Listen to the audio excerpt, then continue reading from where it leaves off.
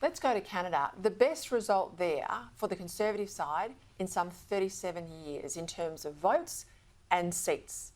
But they still lost. Not only that, the guy we all admire, Pierre Poilievre, he lost his seat. Now, it's tough there. It's first past the post. There were some 91 candidates in the race, God forbid, Terry. But, I mean, Trump was the third candidate in this election. Oh, absolutely. I mean, and I don't think he cares. That's the thing about Donald Trump. I think he was focusing entirely on his own agenda and didn't realise that there was collateral damage north of the border. And he's going to take out one Conservative leader on Monday, and there's a possibility he'll take out a second one on Saturday, which I think is absolutely appalling.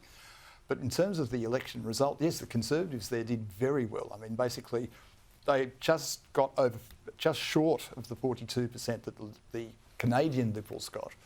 But the other side of it is that Pierre Poilievre, who I think is the best leader on the Conservative side of politics around the world at the moment, got done in his own seat because of those 91 candidates and possibly because he didn't spend enough time looking at his own seat like John Howard used to do. But look, I think Donald Trump was a huge factor, absolutely, because Mark Carney, as the incoming clean-skin establishment man, I can deal with Donald Trump, Pierre Poilievre as mini-Trump. He was not in Parliament a second. He's only just got into Parliament, so there's no record for him to actually worry about. And he was able to claim that he was a new government. There was a change of government. He sells himself as a banker, but he's not. He's a lot more than that. He's a climate zealot, isn't he? Yeah, certainly. He's a hardcore ideologue. I mean, he's championed central banks to do something about climate change for years, which is of course ridiculous. They're meant to be controlling inflation, which was not controlled very well, by the way. But yeah, they really have. I think they've made a terrible mistake, Canadians. I think that they're going to regret it.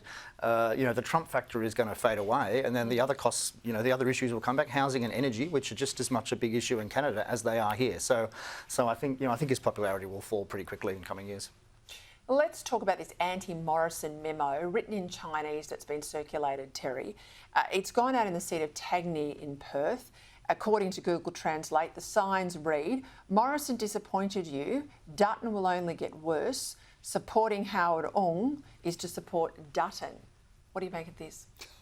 Well, it looks like Labor's personal attacks on Peter Dutton have gone multilingual, haven't they? And I mean, it still comes down to the basic campaign message that Labor's running, that Peter Dutton is bad, they are good, because they can't run on their own record. Yeah, what does it say to you, though? They've been in power for 3 years and they can't touch their record and they have to lie. That's right. I mean, and they have to demonise their opposition and invent, well, as you say, they basically lie. They have I think the lie counts up to about 80 now, isn't it? But certainly I think that's not what voters want to see. They actually want to see a contest of ideas. They're not getting a contest of ideas, they're getting a contest of personal abuse. And I just think that's wrong.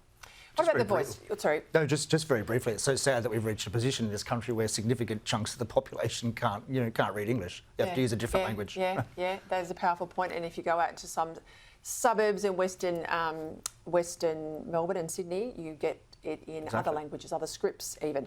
Hey, just on that though, Adam Bandt has put a pitch out for the Muslim vote. We know in the seat of Wills, Peter Khalil, Labor's Peter Khalil's in the fight of his life there. But he's basically offering a whole lot of stuff in relation to Gaza. That's a worry. Well, it's no longer a Green Party, really. It's a far-left ideological party. They're far more concerned about Israel and Gaza than they are about the environment. And I think more and more Green supporters should realise what they're actually voting for. Extremely high taxation government. So all these, kind of soft green teal supporters in these rich seats, they're really voting for much higher taxes on themselves. Yeah, well, they're the other party of the Greens. They're just the better dressed flank, aren't they, Terry? Yeah, that's true. But I think when it comes to the Muslim votes pitch, which I think is absolutely reprehensible, I think you've got to remember that Muslims don't vote as a bloc. And they don't like the type of social agenda that the Greens have. They would find it repugnant. If they are told about it. This is the issue. If they are told about it. And to Adam's point, not the whole community is literate in English. So this is always a challenge, but we'll see, won't we? Gents, thank you.